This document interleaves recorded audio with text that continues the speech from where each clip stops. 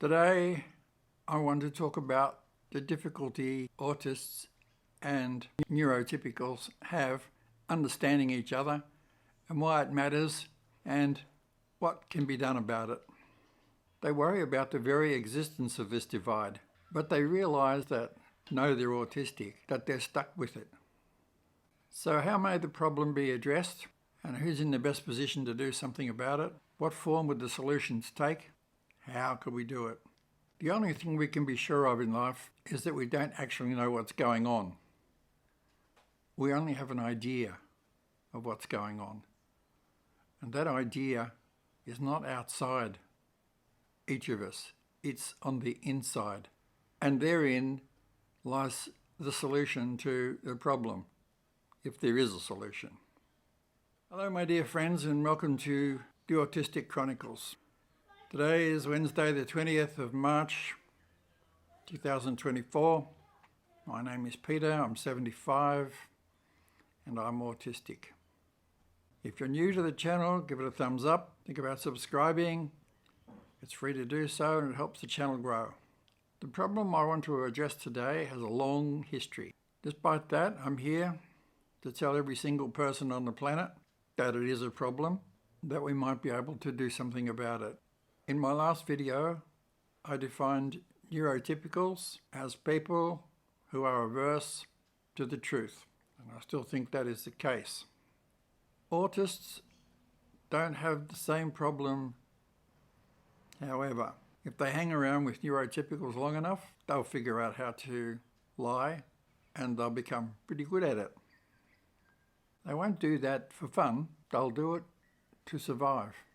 The fundamental problem is not how to reshape autists and neurotypicals, but to educate them in such a way that they'll find it easier to communicate and form relationships.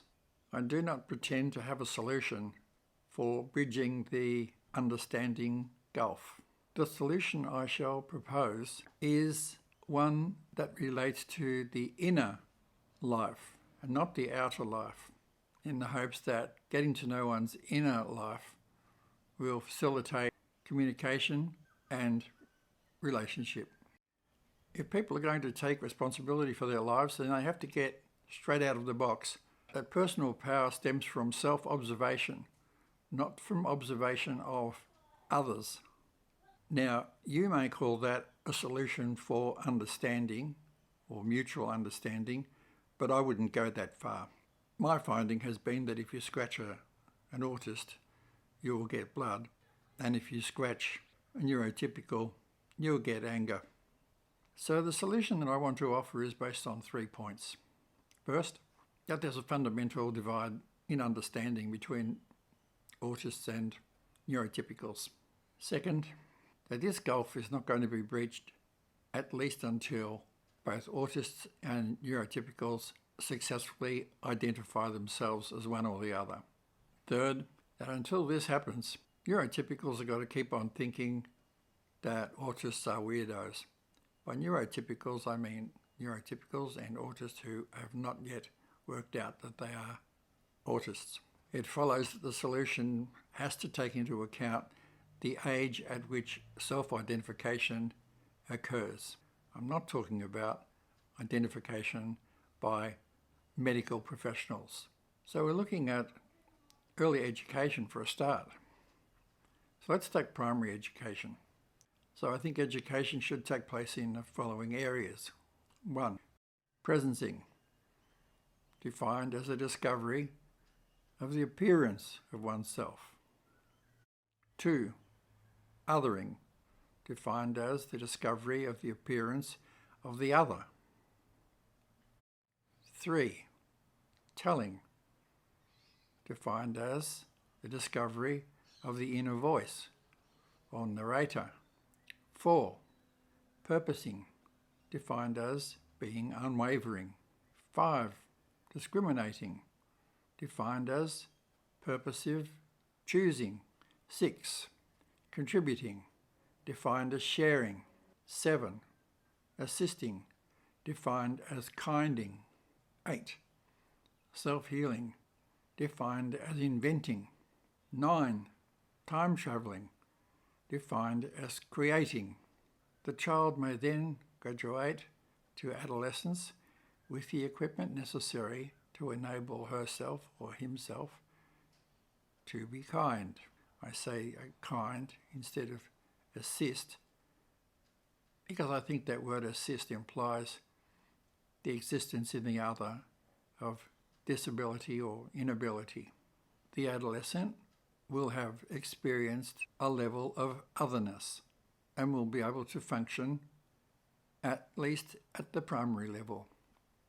He or she may then go on to secondary education designed to bridge the gulf between neurotypicals, who are amazingly capable of providing service to their fellow human beings, regardless of who they are, what they are, and autists, who are amazingly capable of creativity.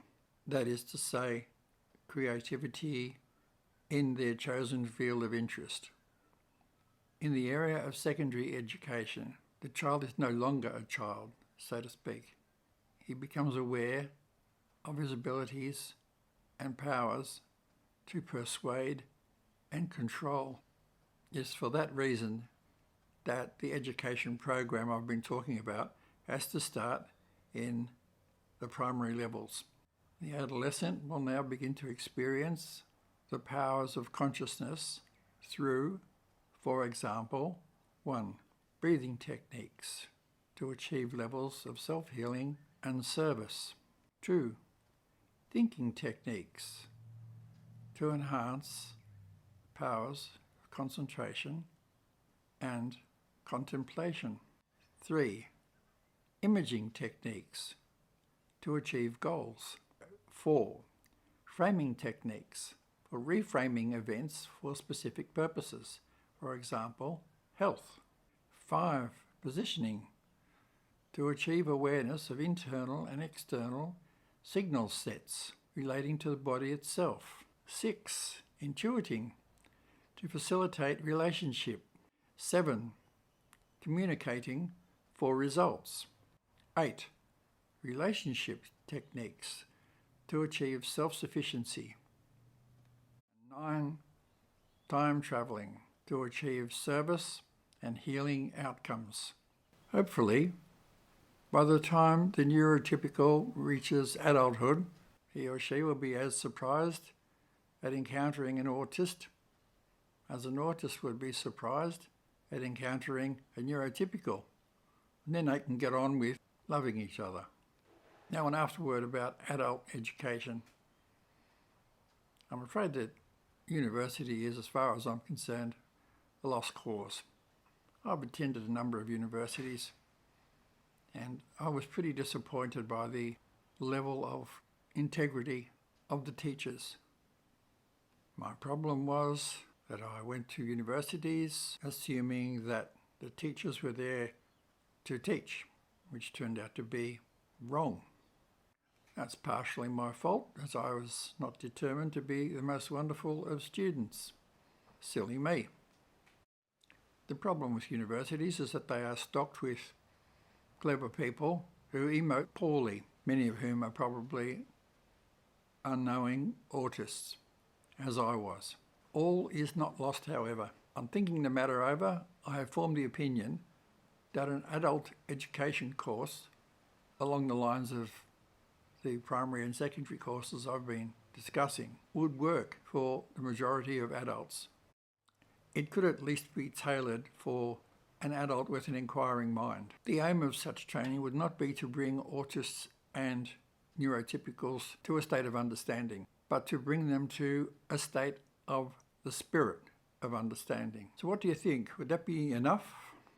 I had not planned at the start to give a rundown on these courses.